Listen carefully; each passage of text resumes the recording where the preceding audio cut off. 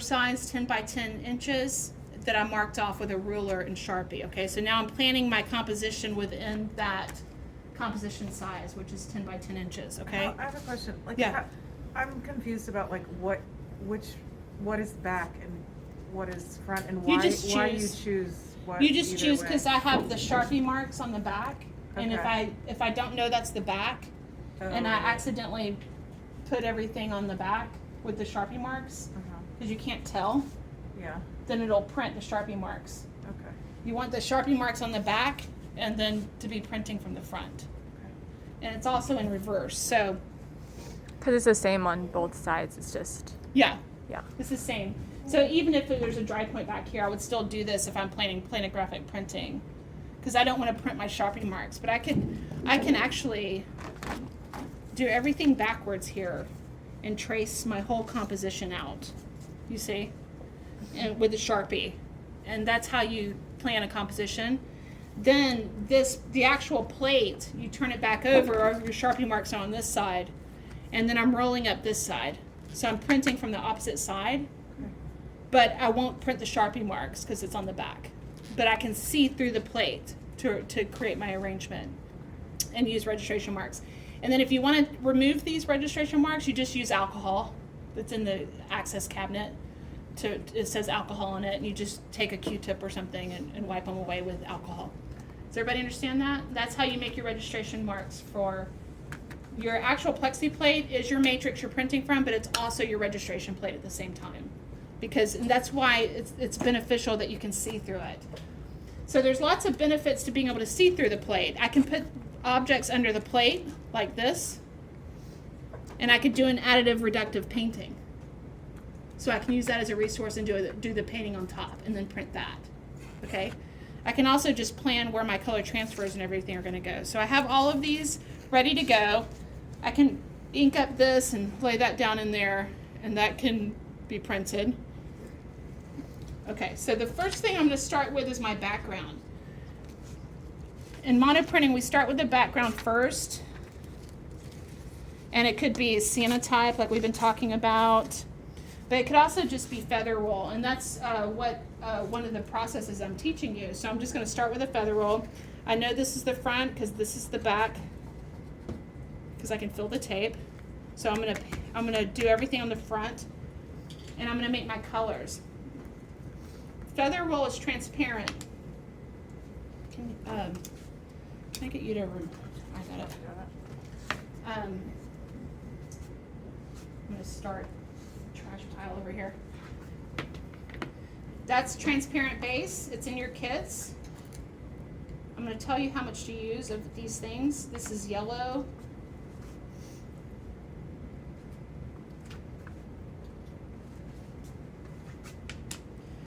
Paper towels. Can somebody grab some paper towels from somewhere? Lint-free would be better. Oh, I have some.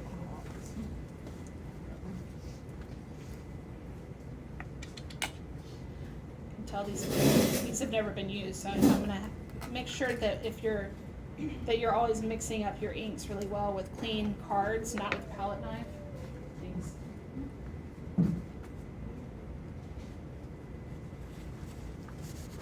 Akua has the tendency to separate. It's made out of soy. Yeah, it's made out of soy, and so especially if it gets hot or something in transit, it can separate, but it goes back together real easily, but you have to stir it.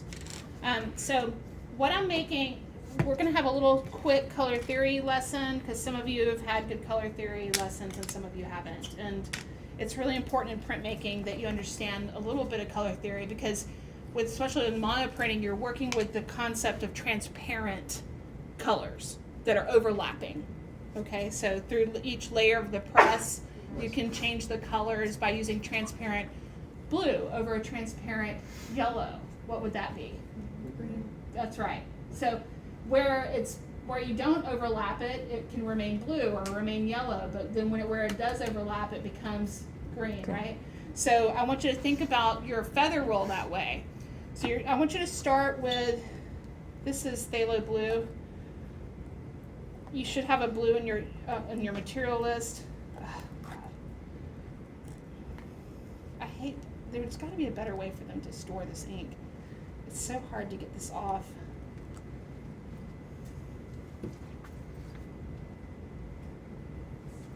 And not get it all over you. I'm sorry. I'm going to give you some towels later. That's fine. So I'm trying to keep everything clean as I go and organized. So a triad palette, I want you to use a triad palette. I need my caffeine to keep going. Triad palette is 2 warms and a cool. Write that down, triad palette.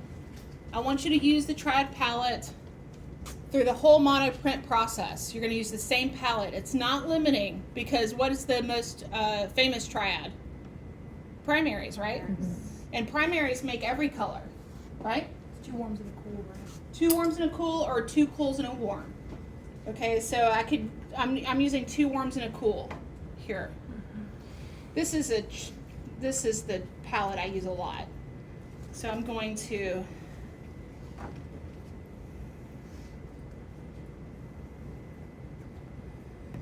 I have some phthalo blue here. I'm only using 10 by 10 size, so I don't need that much ink. I can reuse this and reuse it. I'm gonna put that over here. Nathan, go into the Akua drawer and find me 3 small rollers. 2 small rollers. So I have phthalo blue. Never make anything straight out of the pot. You know, never take a color straight out of the pot. You want to alter your colors a little bit. So don't ever use processed colors. Nobody wants to look at your work and go,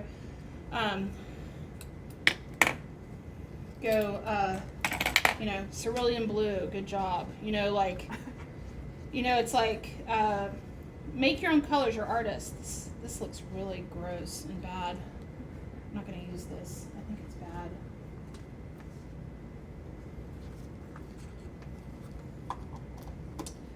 I was going to add graphite to that blue because that would be cool, right? But that graphite's not good. Instead, I'm going to change it, alter it a little bit. I'm going to mix up this red. And this is my triad, 2 warms and a cool, or 2 cools and a warm. In this case, it's going to be 2 warms and a cool. And I'm going to take a little bit of this magenta red, and I'm just going to add a little bit to that phthalo blue, which is a processed blue. And when I mix my ink, I'm going to add it together, not in equal parts, because I'm just trying to take this blue and make it a little bit cooler by adding a little bit of magenta to it to make it a lavender or purple, a little closer to the purple family.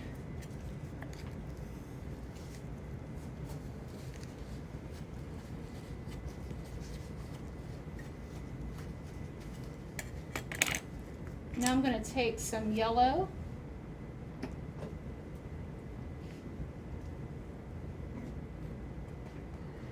Put it here on my palette. And then I'm going to take some more red and add it to the yellow. And see how I'm using the same colors, but I'm creating them, making them a little different by mixing them together. So I'm creating my own palette. This is going to be a brighter orange kind of color.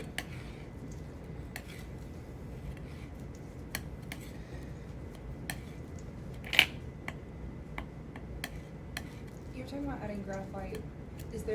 I have a lot of like micro powders at my house. I've had mixed results adding those to anything that's paint-like because sometimes the paint just kind of wraps around, I guess, all the sparkly bits and you can't see it, and sometimes it comes through. Has anybody played around with that? Well, we do what's called flocking in printmaking, where you can take like glitter and different kinds of particles like that are really small and thin, like metallics, and whatever you print in a shape, you then, when it's still wet straight off the press, you drop it down in it, and then you use the air blower over there to blow off the excess, and it only sticks to the ink, and it's called flocking. Yeah. Cool. I can show you how to do that later if you want. I have a bunch of stuff for flocking. But what I do, you know how there's a lot of metallics in my work? What I do is I have a gold and a graphite at home, Akua, and I mix that into everything. So like if I was at home, I'd mix a bunch of gold into this and graphite into that. And then ink up a dry point with it, and then it's only held in the line, so you can't see it unless it's in a gallery and the light's on it, and then it's like shimmers. And to me, it's kind of like metaphorical of like precious, geological elements, or like mining, or like metals, that man uses and takes from nature and stuff like that. So I think when it's used in a thoughtful way, it can be really cool. Yeah. So, okay, so I have these two inks, and this is mainly what I'm going to use. I might use a little just pure yellow to make it a triad. So I can put some right there. Okay, so these are what we call the opaque inks, and we can use these for additive. Do you have your blending medium? Yeah. And I need a paintbrush. If anybody has a detailed brush, I just want to show you quickly. I got one. I got one. Toy Story. So I'm going to be using these inks for two different purposes. I'm going to use the same inks to do additive painting on the plate in their opaque form. But I'm going to add the transparent base a little bit at a time. Can you grab me some more matte board chips? And the amount of ink that you're putting down, that's about how much we want to use per like print, or does it vary? You're going to save that in wax paper. You can save this in little jars or wax paper, so don't ever throw it out. And I want you might only have to make your palette once for your whole series. So this might be enough ink for you to just use to make 3 prints from. But you just already have it mixed up. That way it's faster. When you come into work, you can just lay out your little jars that have this in it that I can give you. And then you can write whether or not it has transpace in it. So I usually say 30% transparent or something like that on the top of the color. And that way I know it has additive in it. Or you can just write the color, and that means it doesn't have any additive in it. I don't know if I don't know. I think I have some blending medium. What was in the box and then this? The blending medium is a squirt bottle. Oh, Should be in there. It's not blue. this one? Yes. So this is in your kit too. This is blending medium. This is for additive painting. You're not going to use that much of this, but a little bit of it just thins it enough so that you can paint with it. So this is blending medium for additive mono printing, okay? And I would prefer you to take notes. I would really appreciate if you would take notes. So blending medium, we went over transpace. Transpace is for feather roll to make your inks transparent, okay? And I'm about to tell you how much to use. So this is really important, this part, so write this down. When you have transparent base, you don't want to overuse your mediums, okay? Because they're expensive. So what you want to do is you want to put down your trans base. I got a little blue here, so I'll start with blue. Was that on our materials list too? It's in your kits. In our kits, okay. This is in the kits, yeah. All of this is in the kits, except blue is separate. And the liquid blue I don't want you to use. Do not use that. Just throw it away. It sucks. Don't use it. So you have etching ink, though, that's on your material list, and then white as well. And you should be able to make all your colors that you need with that, because that's your primaries. But I do have some extra cool colors in there. I had graphite. I just ordered that, but it's bad. But there's other colors in there. Okay. So I'm pulling out a little trans base, and I put it down on my palette. Okay, so there it is. And I want you to see, I have this palette knife that I use to mix up the orange and the magenta. So I have this bright kind of cadmium color here. Now I don't have that much on here. Okay, this is too much ink to mix into the transparent base. If I want you to start with a feather roll that is like maybe 60% transparent. So I'm just going to put a little bit in there and mix it up.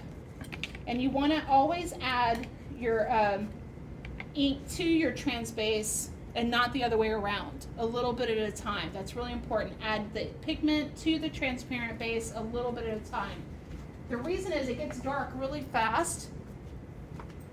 I had some, and I'm going to take a scrap piece of BFK Reeves. This is the same tone that I'm printing on, and I'm going to make what's called a drawdown.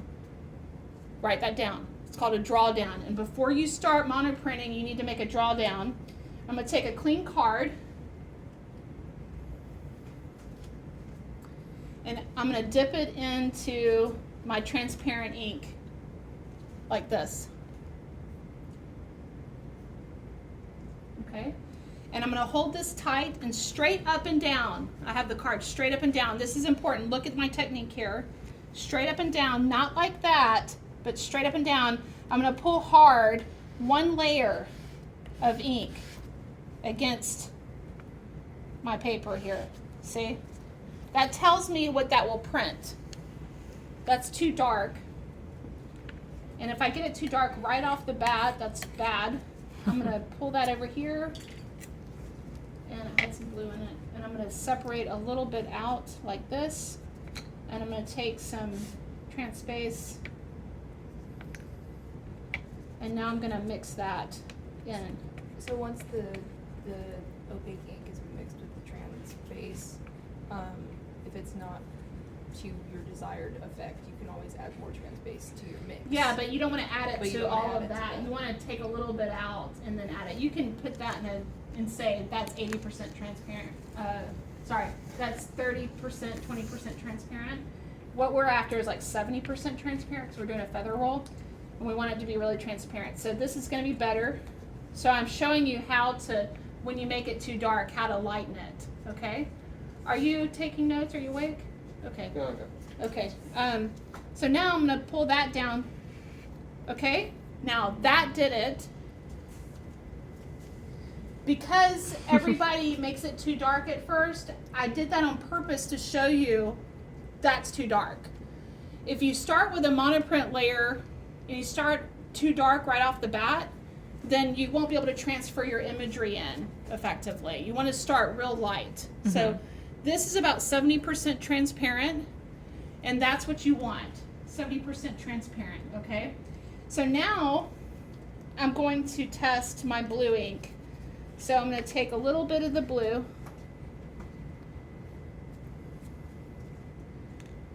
and then remember I'm going to add the blue to the trans base, not the other way around, to make sure that's correct. So I'm going to take a little bit of the blue at a time, mix that up really well with a card or a palette knife, clean palette knife.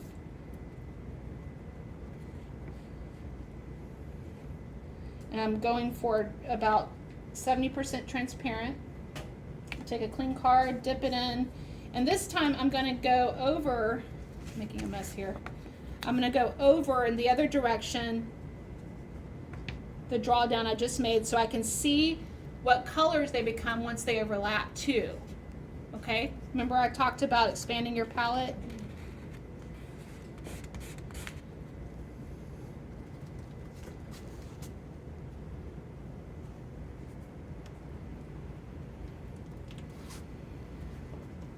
So now I can see what they're going to look like. Okay? Okay, so now I have my two colors, and I'm going to pick these up, move them back here, because I'm messy. I'm just going to pick up the blue and add it back over here.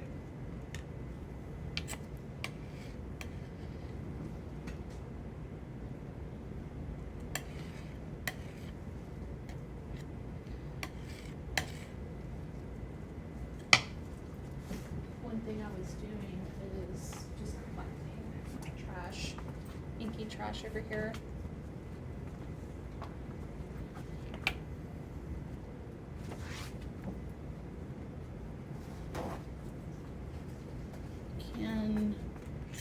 Don't throw any ink away, just always put it in a little pot. I have some little Home Chef pots I can give you guys, and it'll stay good forever, so don't throw your ink away, whatever you don't use. So that's how you make your transparent inks. Any questions about that so far? You guys are good at asking questions, so I'm guessing you got it. Just keep everything clean and neat, right?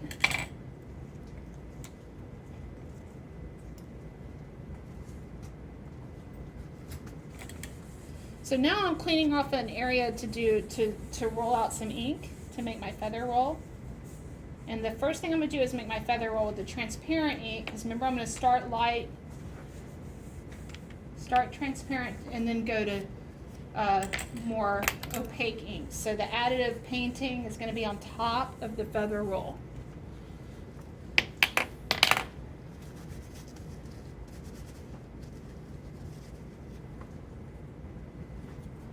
I'm going to give these back to you.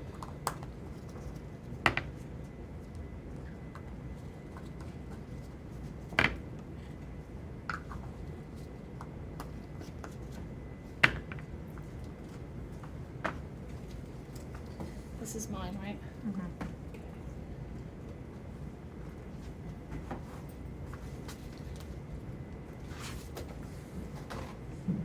Okay.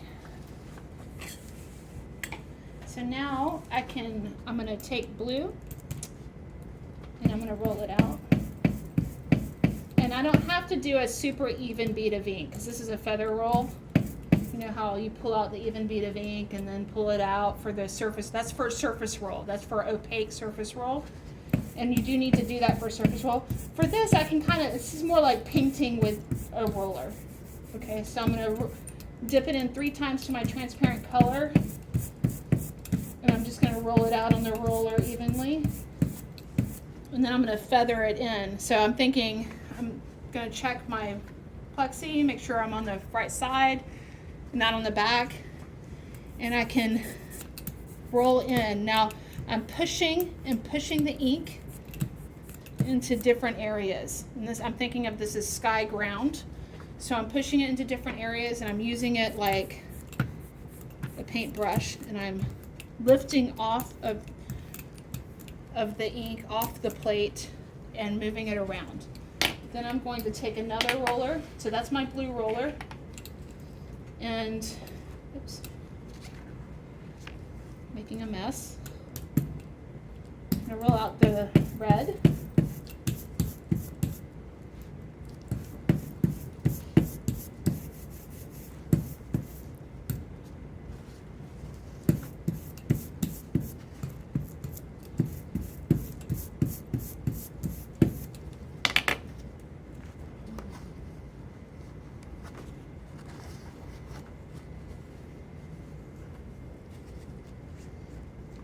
And then I'm going to push it into the blue in places. So this is how you create an atmospheric effect. Cool and warm. Cool recedes, warm comes forward. So I'm creating a light atmospheric color. And like I've told you before, and we've been talking about, because we have some interest in here, I do a lot of my atmospheric stuff with cyanotype. And I'll make cyanotype paper, and it won't have any imagery on it hardly at all. Like I might throw some flowers and leaves on there outside and get some light effects of that. But I keep it light, and it's kind of a similar palette to what I have here when I use cyanotype. So I can see that in places I'm adding the warm over the blue, but maybe the blue's pure in some places. I'm going to hold this up in a second. I'm going to take a tiny bit of yellow and I'm going to roll it into the orange. And this is more opaque, so I don't want to use this everywhere, right? But you can do this too. Pick up some more of the transparent base. I'm kind of mixing it into this orange, transparent orange. And I might just have a little bit of it somewhere. And I'm feathering it into the other color. You got to trust your drawdown on this. If I want to switch rollers or colors, I can have a piece of newsprint over here and roll it off and then go back to the other color. Okay? So use your newsprint in between.